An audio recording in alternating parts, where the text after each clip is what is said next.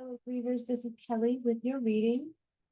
Today, we're going to pull some cards to see how we can navigate through the anniversary and the birthday and what Spirit wants to remind us while we're going through this in our grief. Sometimes we're able to say goodbye to our loved ones and have that process of acceptance as they pass. And sometimes our loved ones are taken from us suddenly, and we don't get to say goodbye like that. And it's a very big shock when that does happen. So we're going to start by pulling some tarot cards and see what messages we have from Spirit. We're coming in with the Three of Pentacles. The Three of Pentacles talks about that we can't do this by ourselves.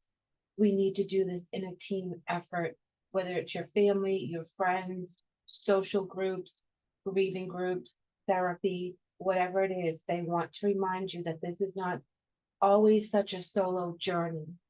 Each grief is solo when we process it, but we need to remember to reach out to the people that understand, especially if this was a shock, especially if they had passed away from an illness and it was lingering. There's all those things that you have to work through in your grief, and reaching out to other people that experience something similar will help. Help us get through those memories, help us get through the anniversaries, their birth dates, even new things that are happening within the family that they're not, quote unquote, here in the physical experiencing with us, and we feel like they're missing out.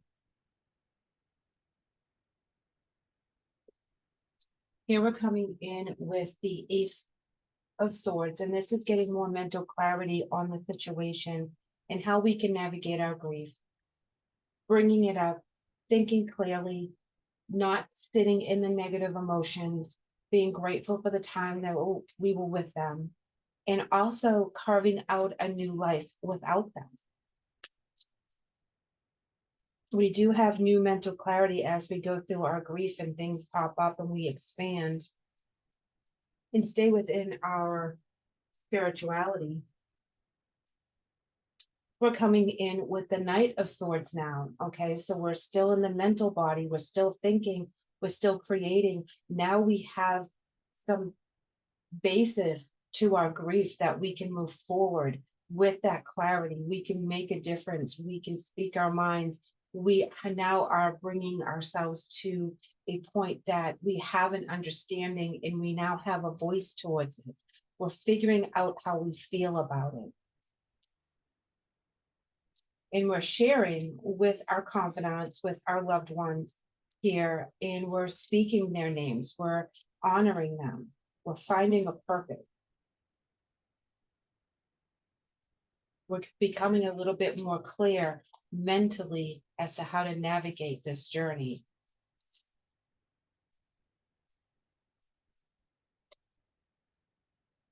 And here are the changes with the Five of Swords. We get a lot of swords going on, guys.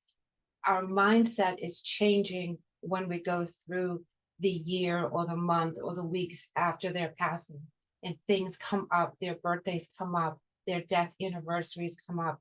We are struggling mentally, but we're finding clarity. We're finding a path, that we're finding a way to accept the loss that is so great without them here with us.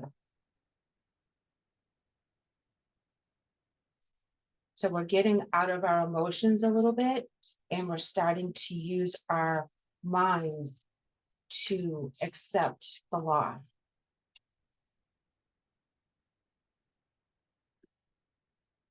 Okay, now we're going to pull from the Talking to Heaven deck.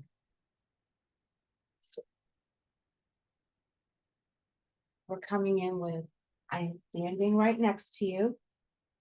That's their way of telling us that we're never really alone. They're seeing us on our journey. They're helping us with this clarity.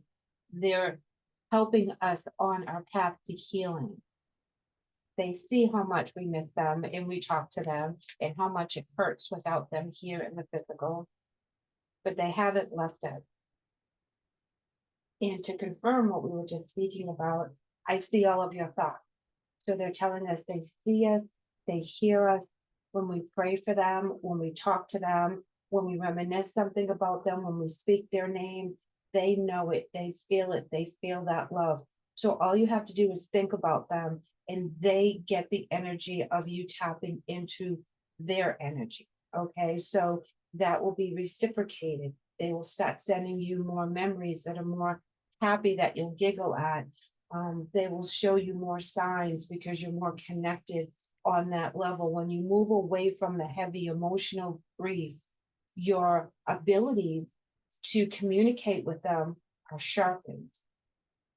Exactly, with the knives and the swords, they become more sharp so that you can rely on them. You're not questioning if that feather or the flicker of the light or the smell in the kitchen is your loved one. You know it's them making an appearance because now you're using your mental body to discern between fact and fiction, right? And it's really hard because you can't physically hold it and touch it and make it tangible. But mentally, you're like, I know that was them. You know, I've been thinking about them and their favorite song came on the radio exactly at, their birthday time on the clock. You know that that is not a coincidence. That is them reaching out to say, hey, I know you're talking to me. I hear you. I see you. I'm not that far away. They're also trying to remind us not to be afraid, okay? When you have someone cross over, it's really hard not to think about your own mortality, being more afraid of your loved ones suffering and passing over. They don't want you to be afraid. They want you to live in the moment. They want to be celebrated. They don't want to be grieved in the heavy grief. They want you to fill yourself with love, the love they gave you when they were here and the love you gave them. They want to remind you not to be afraid. That love doesn't die, that love actually empowers us here in the physical. And here's a card that says, I had to leave that way. So if you had any regrets in regards to how your person passed, know that that was how they had to leave. We don't have control over how our loved ones depart. We don't have any control on how we're going to depart. It's all up to divine process. It's out of our control. And we always have the woulda, coulda, shouldas. I should have taken them to a better hospital. I should have checked with them more. There's always going to be some doubt, but don't be afraid. They had to leave that way. So sometimes things work out not how we want, but how the divine has set it out. And we have to have faith in that, guys. We really do. Let's go ahead and pull some oracle cards.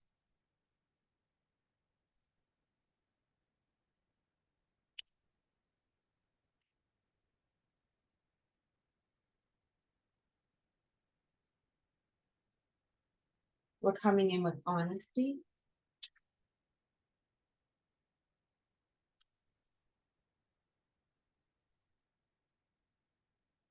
And with the high priestess of air. Again, more mental clarity with high priestess of air. She represents the swords in that aspect of the queen of swords, where she is the high priestess of that energy, using your mental body, using your intuition, using your abilities and gifts that you have to communicate with the other side, and also to navigate through the human side. We have to tap into our spirituality to give us the guidance that we need to get through this grief and to do the right thing and to honor them in the right way. So everything is shifting right now. So when you're going through the anniversaries and the hard times of remembering them, use your mental clarity, be honest with yourself about what you're seeing and feeling, and know that they're communicating with us all the time, especially when we're having hard moments and those anniversaries and birthdays do pop up. We dread them. We know that they're coming. It's circled on the calendar in big red, with tear marks all over the place. But there's no way to avoid how our time marches on and how we acknowledge the dates of their passing. Okay. Blame. they don't want you to play the blame game. It does no good for any of us here in the physical to blame ourselves for not doing enough, blaming someone else for their passing. It is all energy that is not spent in the right direction. Okay? Blame is a low-lying energy, and we all feel it. Coulda, shoulda, woulda. If there was someone else involved in the passing of your loved one that was of the negative, they should be held accountable, but holding on to that blame energy is not going to allow you to communicate as clearly with your loved one that like you want to, because that is a low energy and they vibrate higher. So they want us to get out of the blame energy and vibrate higher so we can communicate with them more often. Easier said than done. I know. I know.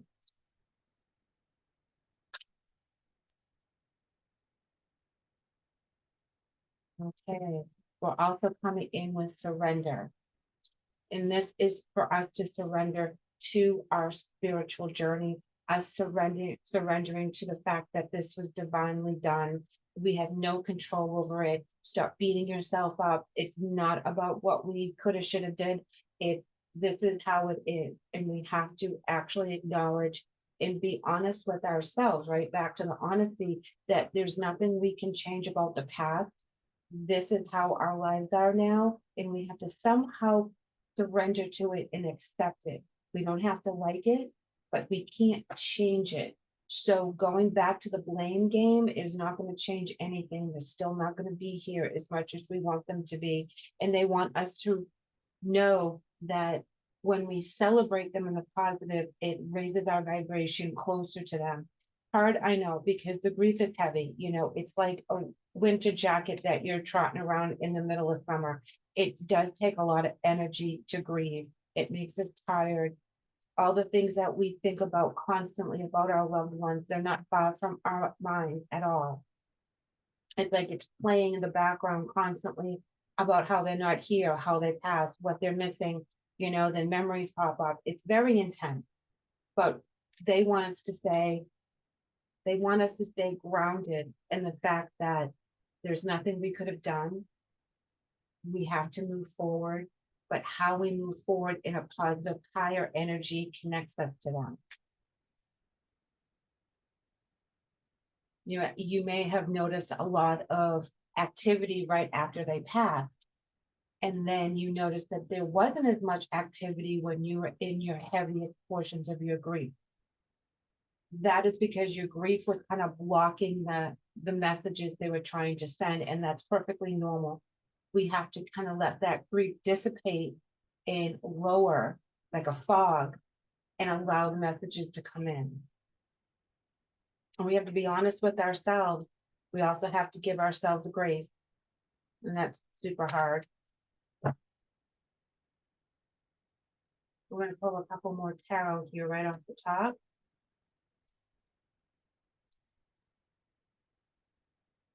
And we have the Lover's card. We also have the Eight of Cups, the Eight of Swords, and the Two of Swords. Okay, so this transition was not easy. There's a lot of things that are occupying your mind right now mentally that you're working through, but you overcome it. New thoughts come in, there's new ways of coping, there's new ways of dealing. You make a decision, and it's an important decision because you have to decide whether you're going to participate or not participate. And that's a hard decision because we can all stay within the memories and stay within our own homes and just grieve constantly, or we can make that decision to go out and help someone else.